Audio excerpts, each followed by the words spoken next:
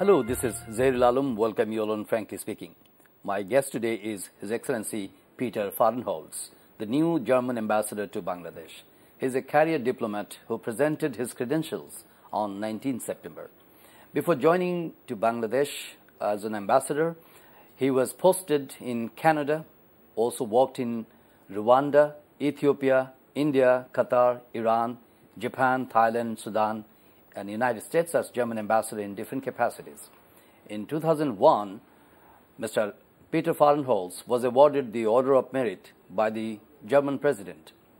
Apart from German language, he can speak English, Japanese, French, and Spanish. We welcome, on Frankly Speaking, Mr. Peter Fahrenholtz. Thank you very much, Ambassador, for joining me. Thank you. It's a great pleasure for me to be here. And my family and myself, we're excited to be here in Bangladesh. And this country, Bangladesh, will be our home for the next 3 or 4 years. We are in a very interesting situation in terms of political scenario. How you're observing all this thing? Well, that's correct. I think it's is a very exciting and important time for Bangladesh. Bangladesh has shown so much progress. To be honest, one of the first feelings I had when I arrived in Bangladesh is a surprise. I was surprised how far this country has developed forward. And economically, Bangladesh will graduate soon to become a middle-income country. Sure. So these elections are crucial. The political system is gearing up to promote and make this economic growth sustainable so that the country can progress forward in the next years. Why it is so critically important for you to see the all parties participate in the elections, and it will be seen as an inclusive, as a fair or impartial, or people have the chance to vote for themselves freely? Why it is so critically important for you? Well, for me, you know, Germany, we are partners of Bangladesh. We are genuinely interested in the well-being of the country and the people of Bangladesh moving forward. And, you know, Germany is a democracy, and we believe democracy is the only political system which provides the necessary stability, freedom, and prosperity for the people of any country in the world. Democracy has shown to be the best political system when you look at the welfare of the people. So these elections really, Bangladesh is a country in transformation. Right. You're moving from one level to a higher level. Okay. And step by step, elections are moving forward. And I believe that in a democracy, everybody is a stakeholder.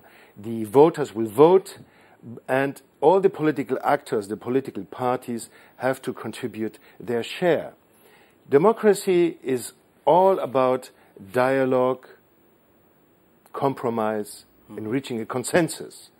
This is how democracy works. And in that sense, we are in a very dynamic phase. Yes, you are, and I really welcome, and I think it's a great step forward that everybody is sitting down at a table nowadays, in these days, to talk about the way forward. I think this is very important, and there has been a series of dialogue. Yes, with the Honorable Prime Minister. Yes. I think I really welcome that. I really think this is an important step forward.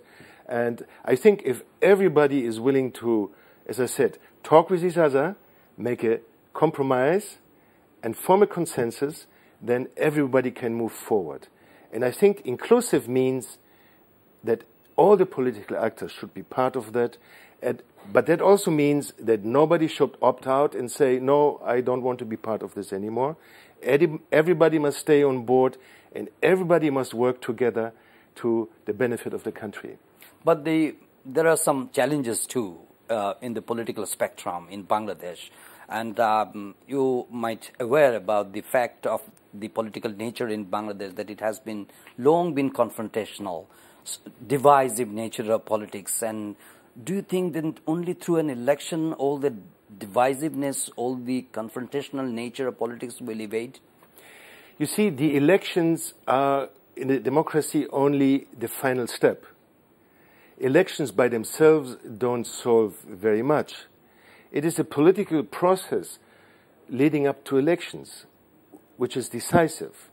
This is why I say that everybody, all the political actors, parties must sit down and talk to each other and also inform the voters who have the final choice.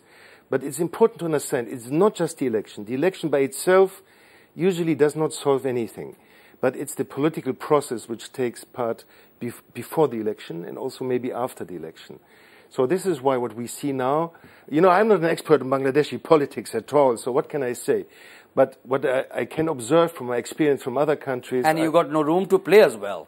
No, I'm just an observer. I'm a guest in your country. Right. But if somebody asks me for advice, of course, I'm happy to give it. I've worked in 15 countries. But no room for interference, right? No, of course not. We are not here to interfere. This is not our role as diplomats. We are friends of Bangladesh. We are ready to give advice from our own experience as countries. Germany took a long time to find its path to democracy, you know. We did not have instant democracy in Germany. It was a difficult path. We had to go through dictatorship. Long journey and very painstaking. Painstaking and so on until we finally arrived where we are now. Nobody gave it to us as a gift. So you mentioned about that Bangladesh have made remarkable progress in many fronts of life, many walks of life. But as an observer, as a foreign diplomat, as an ambassador, what are the potential challenges for Bangladesh apart from having democracy? Well, yes, the great progress forward. For example, last Saturday I visited the Padma Bridge construction site, which is a project of epic proportions, very visionary, very impressive. Now the challenges are there, and one thing I would really like to offer this administration of Bangladesh is that we work together on improving the ease of doing business. Oh, that's a very critical area to look at. Yes, that really, I think we have so many investors in Europe waiting to invest here in Bangladesh. We see great opportunities here, and I can assure you we would get a lot of investment from Germany and Europe if once these elections are over and we start working on the ease of doing business. You have highlighted very, very significant point about ease of doing business, but we'll discuss a little bit more on this issue, but have to take a short break, Ambassador. Dear viewers, we need to take a short break. My guest today is new German Ambassador Peter Fahrenholtz, and we'll be back right after the commercial. Stay with us.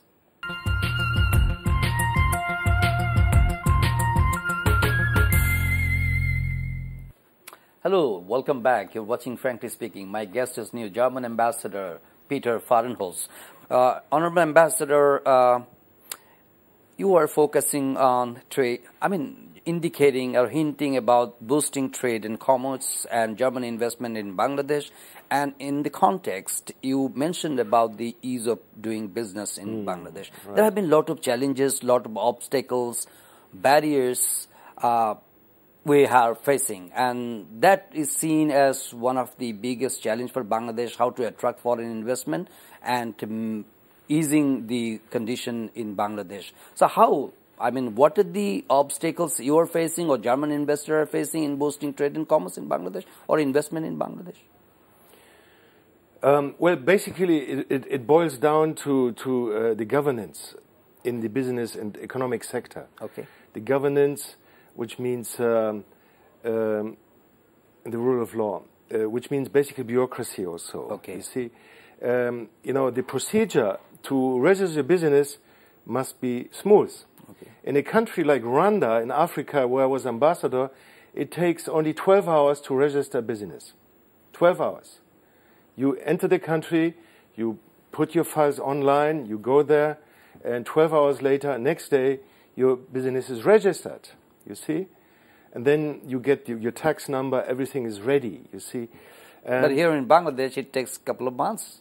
Yeah, somebody told me, I don't know if it's true, but this is what foreign observers tell each other, is that you need the approval of 42 different government entities before you have your business registered.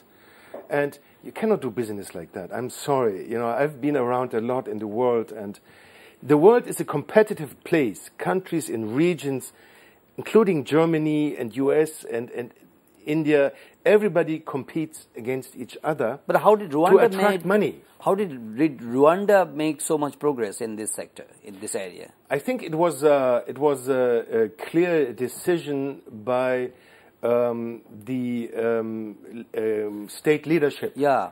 They were at the bottom of the ease of doing business in the list. Yes, global right, list. exactly. They were around place 135 6 years ago, and now in the ranking of this year, they have a ranking number 29. Oh globally. my God, that's 29. stunning. That's remarkable. They're even better than many Western countries. That's unthinkable. Yeah. I mean, how did they make so much progress in this? Well, it was a conscious decision by the political leadership that they need to improve their performance. Rwanda is also a country which has no natural resources. Right. So the only thing they have is their people, the diligence of their own people, hard-working people like Bangladesh. And it was previously a civil war plagued country. Yeah, in 94 they had a genocide. Yeah. The country was Hutu destroyed. Tutsi. You see, so there are many similarities there to Bangladesh, and so they only had the labor of their people in the minds and the hands of their people to do work. So you have to create the conditions where you can really become efficient. And they decided we have to cut through the bureaucracy and we have to streamline things and make it easy. The focus is on getting investment into the country and have this investment create jobs, technology transfer, tax income, and exports. I know that Germany, the second largest export destination for Bangladesh. We have been exporting a significant amount of ready-made garments to Germany and other European countries. How you look at the improvement of this sector in RMG sector? Well, I think the RMG sector is a tremendous success story in Bangladesh. I was told maybe 50 years ago there was hardly any RMG factory in Bangladesh, right? So now you're one of the second largest exporter in the world. It's a tremendous success story. We see after Rana Plaza, which was really deeply shocking to the whole world to watch this terrible tragedy, we see a lot of improvement in the garment sector. You know, we see a lot of factories which have moved up to international level. The working conditions, the quality they produce, the efficiency, they're really up to international standard. But on the other side, we also see a lot of factories which have not changed very much. They don't offer very good, or they offer quite miserable working conditions to their workers. So I think the RMG sector overall has to move forward and to be able to portray that the working conditions are okay. Consumers in Europe are becoming more selective. They are starting to look at their T-shirt and say, where is it from? How are the working conditions in the country that my T-shirt comes from? And also, I'm an economist by training. I actually even worked for an international bank before I became a diplomat. Deutsche Bank? Deutsche Bank, yes. And I can say that basically it boils down, a happy worker is a good worker. Okay. Yes, you have to create conditions where your workers are well taken care of, they are healthy, they have good working conditions, and their efficiency will go up for sure. And for that matter, do you think that dialogue between the parties, stakeholders is very critically important? Yes, this was one of the secrets of the success of the German economy. The dialogue between unions and company owners. And in every medium or large-sized German company has a worker representative on the board of directors. Okay. So jointly they look at the social responsibility of a company. And this is one of the reasons of the success of the German economy. So in order to have inclusive growth. Inclusive growth, yes, and exactly. greater growth. Yes, absolutely. Yes. Ambassador, time to take another short break. We'll discuss some more issues after coming back. Dear viewers, we are taking another short break. We'll be back after the commercial. You're watching Frankly Speaking. My guest is new German Ambassador Peter Fahrenholtz. Stay with us.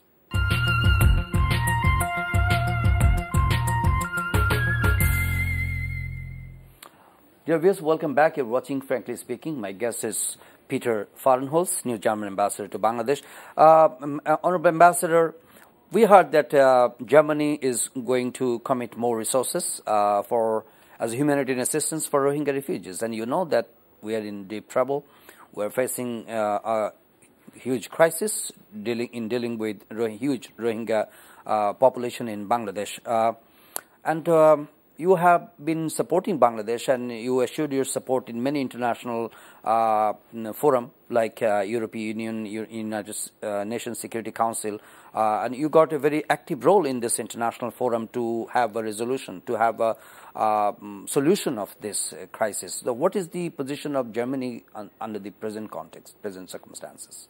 Yes, first of all, I really respect the hospitality of the people, the government of Bangladesh, in accepting this huge inflow of refugees, of the Rohingya, into your country.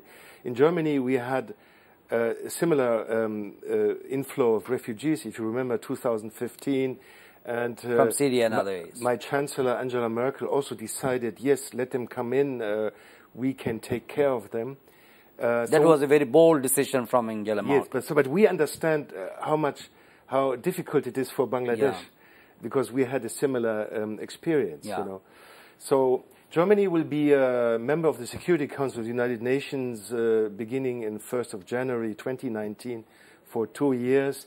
So we see the responsibility as one of the largest economies in the world that we have to share in the burden. And we are looking at ways what we can do more to contribute to alleviate the impact of the Rohingya crisis. At the moment, we stand about 31 million US dollars that we have contributed to specific and concrete projects, but we're looking at ways how we could finance more. Let us coming back to the investment issue. How many German entities or organizations or companies are already registered and working in Bangladesh? Well, we have at the moment about, let's say, about 60 German companies, which are owned by German companies, right? Okay. Like Siemens, DHL is a German company, Bayer, BASF, Fichtner, and many other companies are here. And, you know, Siemens will build this huge LNG power plant to supply clean energy to Bangladesh through gas. Then we have Veridos. They will make a factory in March. Every citizen in Bangladesh will get the most modern, internationally modern passports in the world produced by a German company. Oh, and you're also going to support in power sector also? Yeah, Siemens will build a power plant. And also the Patna Bridge, we have a German company helping to build the bridge. So I think I see the need for more German companies coming here.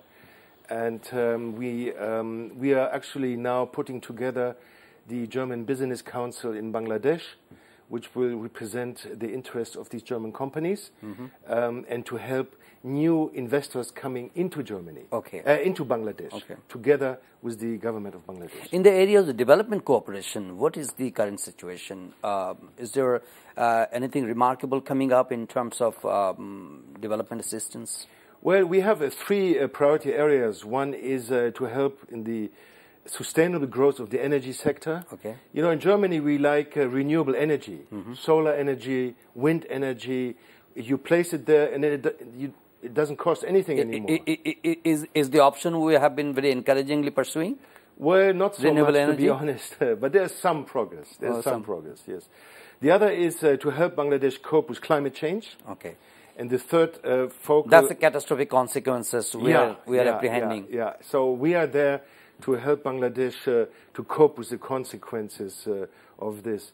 And the third area is very interesting, that has to do with the good governance, especially in the prison sector. Okay. So the GIZ has been implementing successful programs with the good cooperation with the Ministry of Justice, by the way, okay, to help people who are in prison to get their cases solved. Okay. Because the administration does not work very well, so people are stuck in prison for years and years. So GIZ has a program to help these people get their file to a judge so they can make a quick decision and then they can move on. So it's some, programs for supporting the judicial system. The judicial system, that's right, yes. Okay. There's some other issues like we have been discussing about the security issue. Security issue means that the whole, globally, this is not a problem only for Bangladesh. It's a global problem, countering violent extremism all over the world. And we know that Germany have also encountered some sort of incident in the recent years and months. So how the international community or Germany are collaborating with Bangladesh or dealing with Bangladesh in terms of countering violent extremism?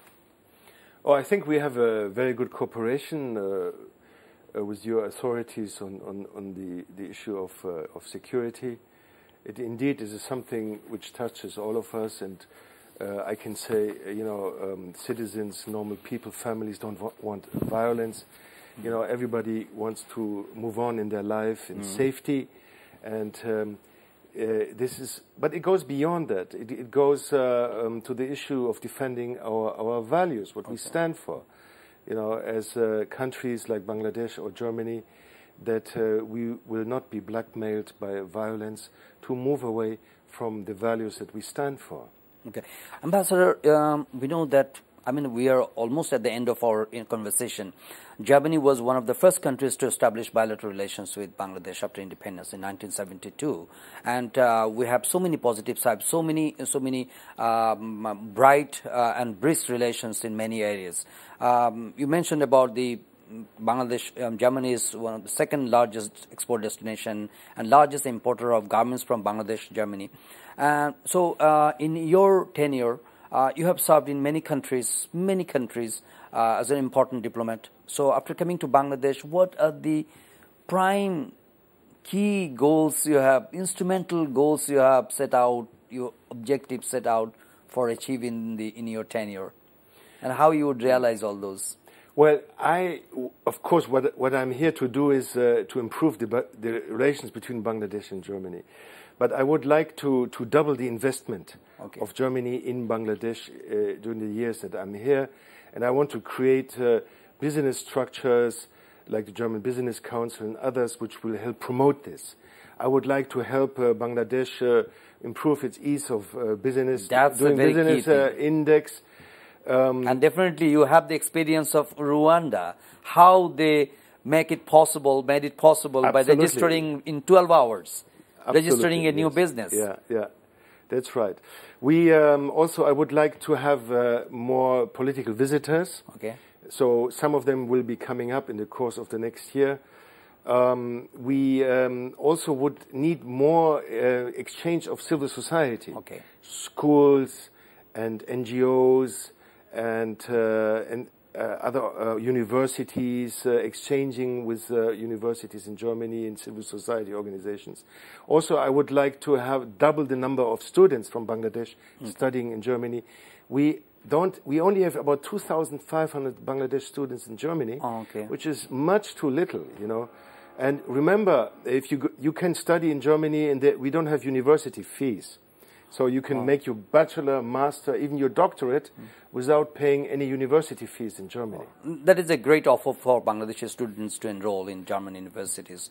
That's good. And what about your take on so far? I mean, that's not very long. You have arrived in September. Yeah. So what is your take on about the people, about the ambience, about the weather in Bangladesh, about the capital, traffic congestions in Bangladesh? Well, as I said, my first impression was so positive. I was overwhelmed by the friendliness and hospitality of the people of Bangladesh. I was very much impressed about how honest and hard-working the normal people are. Okay. You see, they work very hard to improve the lot of their families. And that's really, as a German, I'm especially impressed by that. Now, I haven't traveled so much out of Dhaka, but I see that the landscape and the rural areas are so beautiful. And this is what I really want to do starting next year. I want to travel throughout the whole country and get to know people all over, and to visit the beautiful sites, the mangrove forests, the archaeological sites in Baghahat and in the north. So I think there are so many beautiful things to see here, and especially, most importantly, so many nice people to meet here. And you have so many room for optimism for Bangladesh in the coming days. Yes, I'm very optimistic. You see, every country in a transition, and Bangladesh is moving. It's a country in transition. And transitions always have frictions. It's completely normal. Every country in the world which came from one level to the other level had to undergo strains and frictions. So that by itself is nothing to worry about. But how this country and this society and the leaders of this country deal with these frictions, that's the decisive issue. Everybody needs to look at the welfare of the country, the sustainable welfare, well-being of the country, and work together. And then I think we all can be very optimistic. This country has a great potential. If someone asks for advice from you, what three things you will say about, deal with immediately with priority basis? What three things you would highlight for